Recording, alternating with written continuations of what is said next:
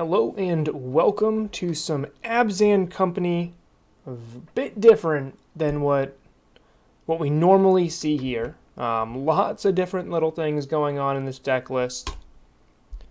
Let's jump right in. Won the die roll.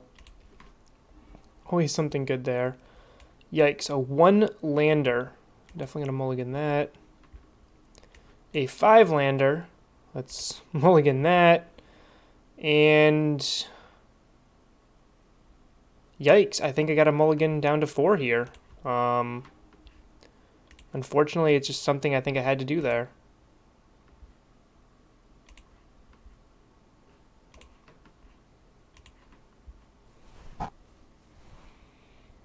Opponent starting out with Leyline of Sanctity. Okay.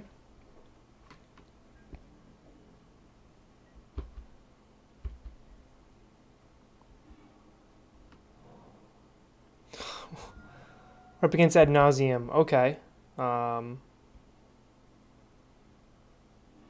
I don't think we can win this game 1.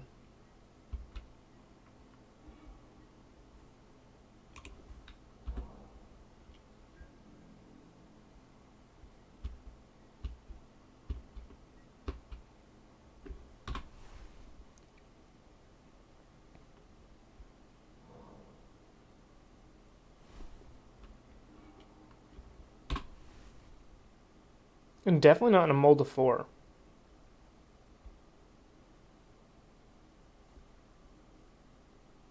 Nauseum is one of my least favorite decks of all time. I just hate it. I hate the concept of it. Just like if you actually applied Magic in a sense where it was like a realistic, like I'm battling you and we're fighting to kill each other or whatever.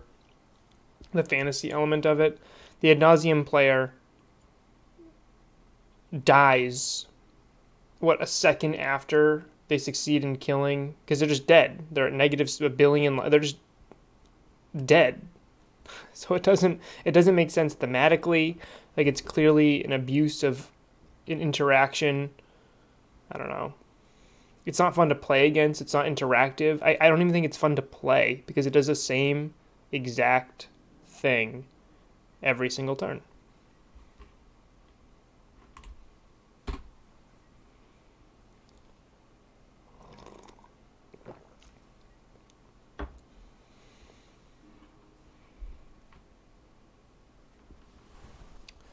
Do I tell my opponent what I'm on here by playing this Kitchen Finks? I think I do. I think it's just not worth like hiding it.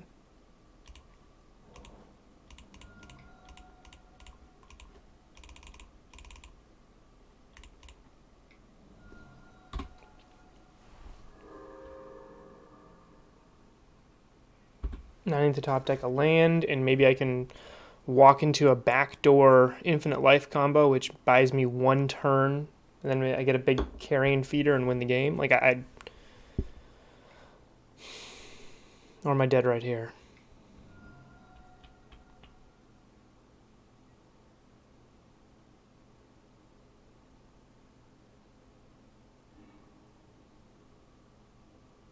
Right off the bat, mulling to 4 against a bad matchup is not what I'm looking for, to say the least.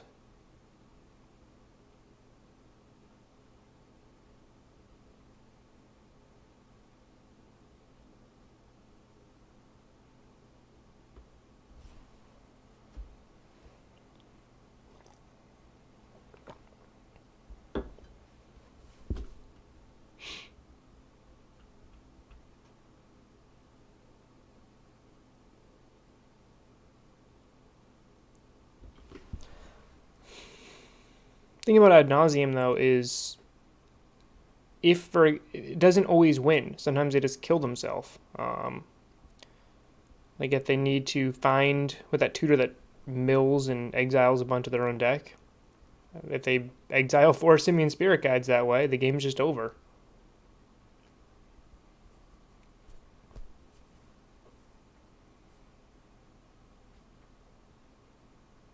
I don't know what my opponent's doing. Floating 2 mana.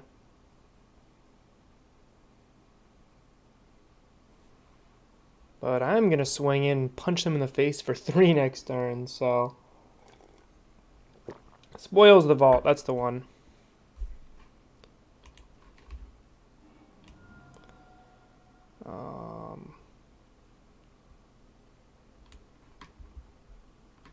So I didn't get rid of anything useful.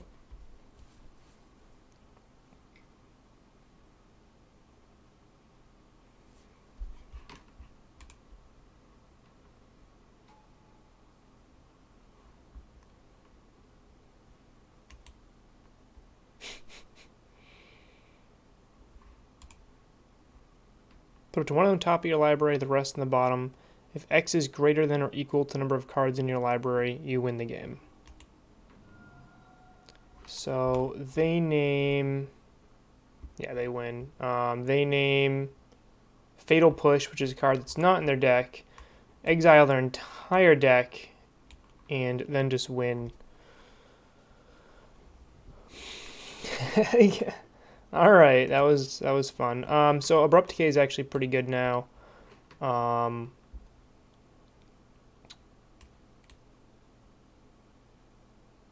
I guess I want Path, because Path can hit that guy. But that seems so narrow. I think Magus the Moon's a good card to lock my opponent potentially out of the game, forcing them to have Metamorphose. Let's see. So Kitchen Finks is really just like the worst card I have, or is it? I guess Spike Feeder is pretty awful. Infinite Life does nothing against this opponent.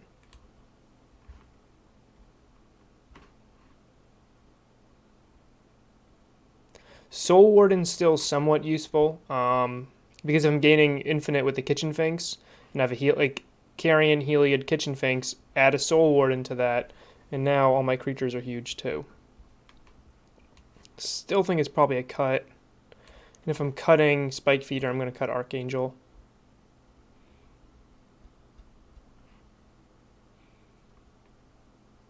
Maybe want Veil of Summer, but they're not really targeting me too much with blue and black stuff. Yeah, I think this is going to be it. Shalai doesn't even do a ton. Yeah. This is not a good matchup for a little Coco deck. Let's keep this. Not mulling to 4 seems like a good strategy.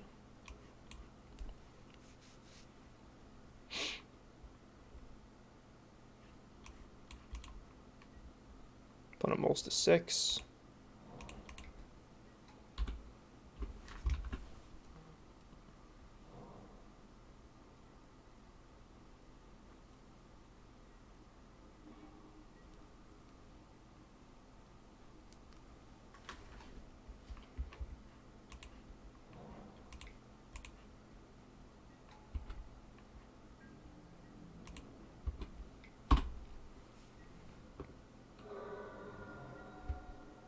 Opponent bottomed with the Temple.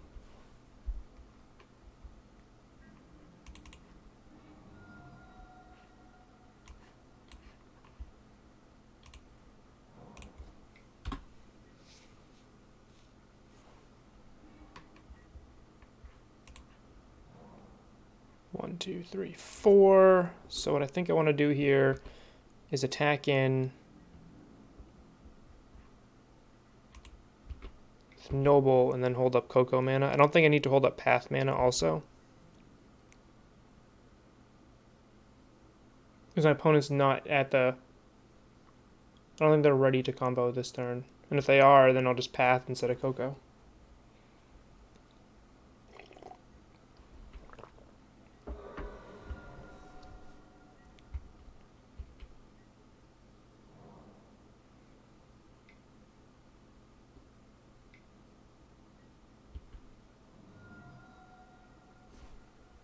Sure.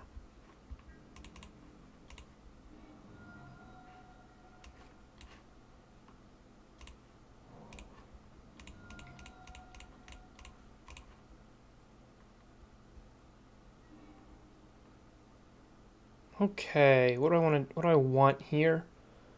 A Ranger Captain, I think, is pretty cool.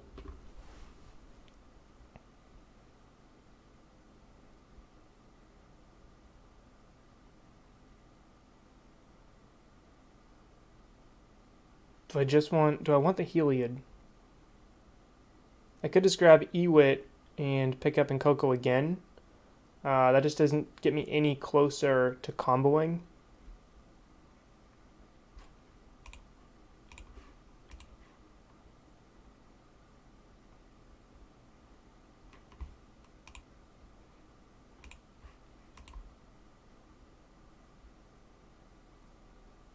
This is a really, really important line. I think I just go double Ranger.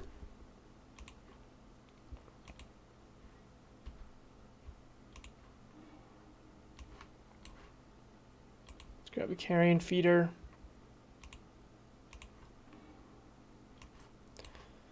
And a Ballista.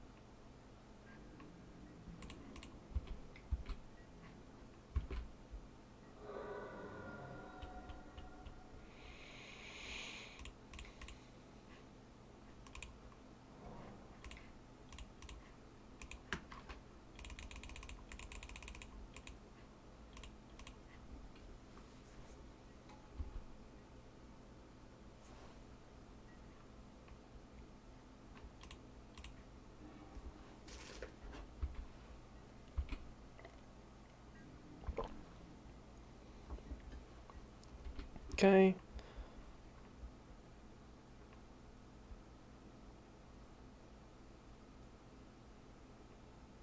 Opponent's effectively at 21 at the moment, thanks to that unlife. Abrupt Decay would be a very good draw for me.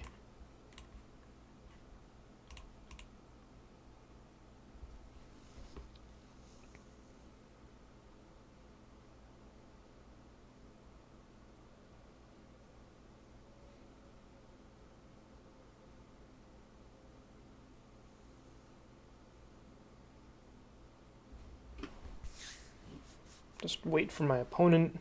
I don't know what they're doing. Is what it is, I guess.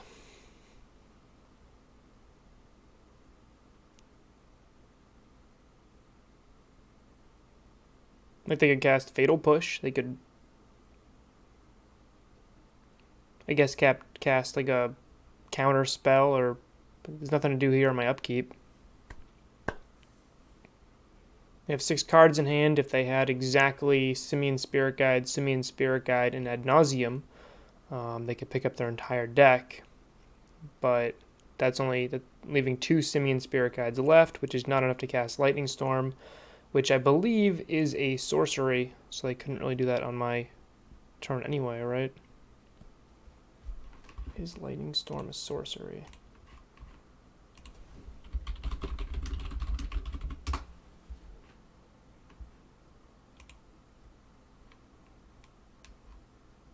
It's an instant. Okay. So I guess they could do that if they had another Mox effect.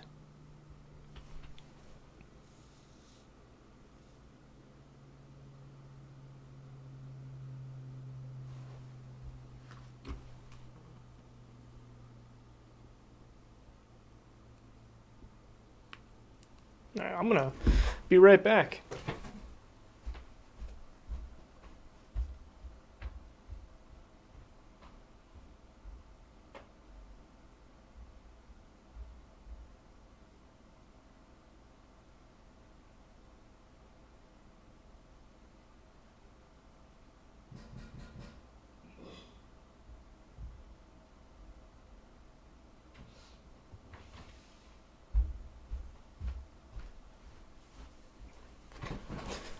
Alright, what'd I miss? Nothing. Alright.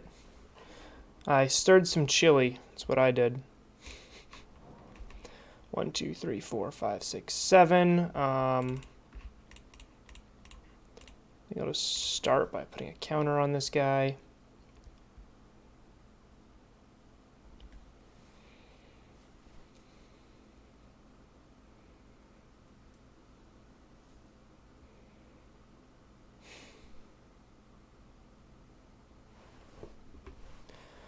So got some chili on the stove. Smells delicious, but you gotta make chili. You gotta have good chili. Cooks for a long time. So it's a slight simmer right now.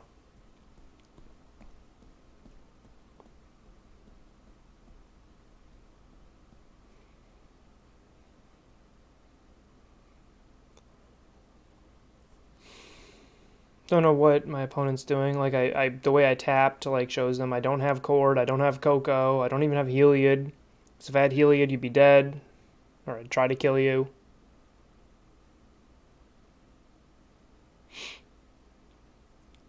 So what I'm gonna do is swing for 3, 6, 7. Put my opponent down to 4. I guess I could eat the bird and the noble to the carrion feeder, and that'd be 6, 9, and then I could ping twice, start triggering this Phyrexian Unlife. Wasn't a terrible line. As long as I have enough mana accessible to win off of a Heliod, I think I'm fine with that.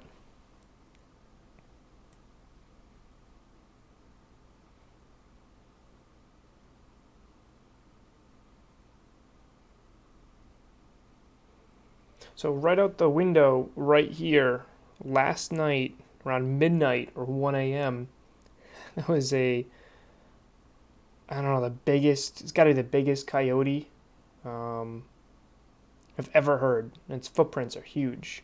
I'm talking like this. Like that's a solid, I don't know, 2.5 inches. Really, really big footprint for that coyote. That canine, and I don't know. It was right outside a window because the bedroom's right upstairs, and we have a walkout balcony. So there's a door there, and we could hear. I could hear right through that door. My wife was asleep. It's like that thing is right down there, howling. So this morning I took it upon myself to look up types of what a coyote sounds mean. And for those of you who don't know, there's lots of different sounds coyotes make. So there's the yip, usually a cluster of coyotes. It's not actually called a cluster. Don't call them a cluster in your ecology class. So a bunch of them they're not a bunch either, just fair warning. They'll get together and they'll go yip, yip, yip, yip, yip, and they'll be really excited.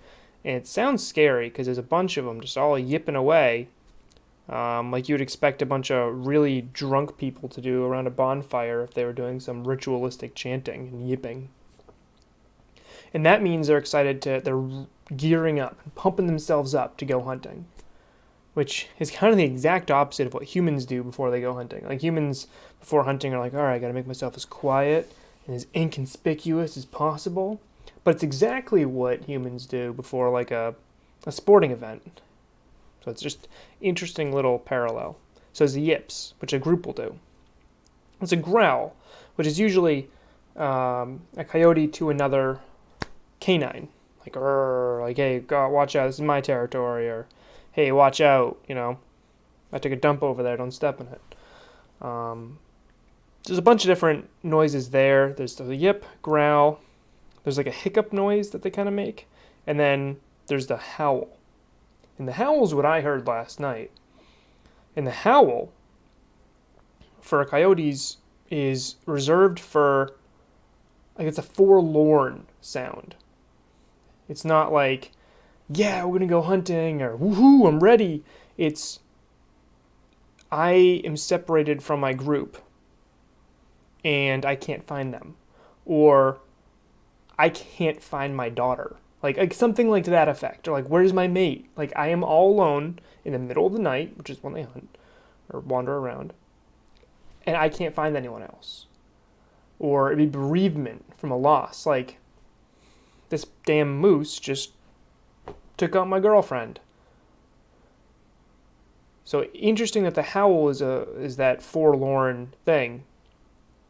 At this point, I guess my opponent's going to lose due to inactivity. Like, I don't even know what is going on here. But what intrigued me is that the noise I heard last night was a deep, guttural, like you think of wolves in movies. All right, get back to that in a second. So 3, let's just...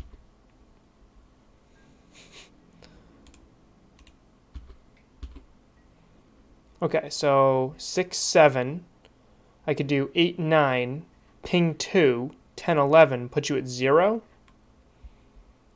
And then if I top deck Heliod, that would be a terrible line because I won't have enough mana to win that way. But I don't hate it. I think that's actually what I'm going to do here.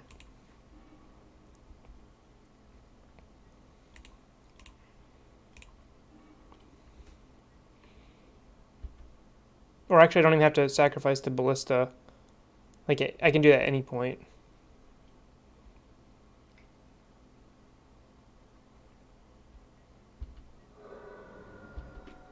Okay.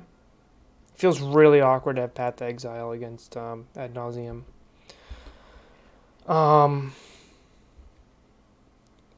So I listened to coyote sounds coyotes make this morning. I wanted to listen to what their howl sounded like. And their howl actually is really high pitched. Like, you'd think, like, you hear it and be like, that's a prepubescent wolf, like, or a dog, like, ooh, ooh, like, really high pitched. And the puppy did not like hearing any of these noises.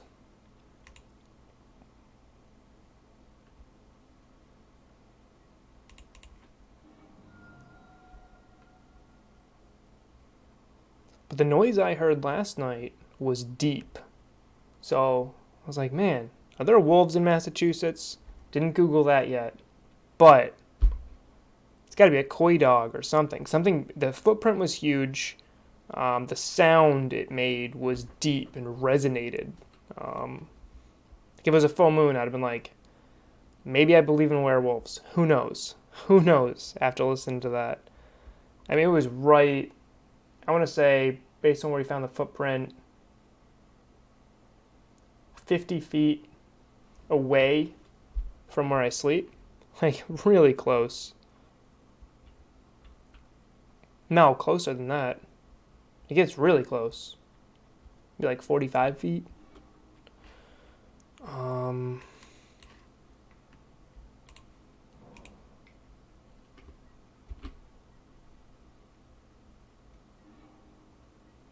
Could I draw any worse?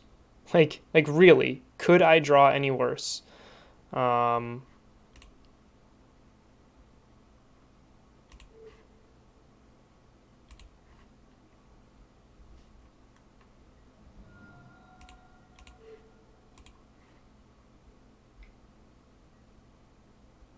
Yep, kind of what I expected. 1, 2, 3, 4. So I'm going to play my bird. And I'll shock a Tumen.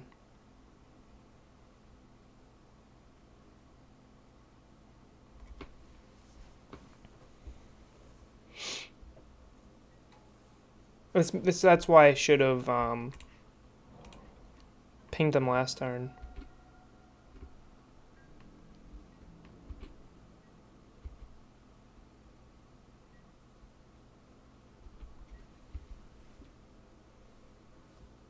To make them use it last turn instead of this turn. But if in case I drew a Heliod, then it was correct to leave the counters on. I don't know.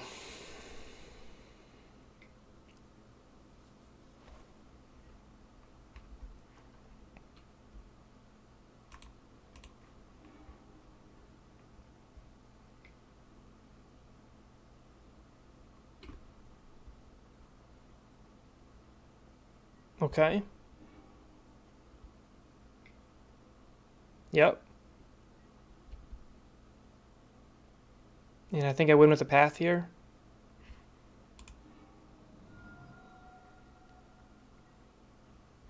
because x will be 0 because it checks after, right?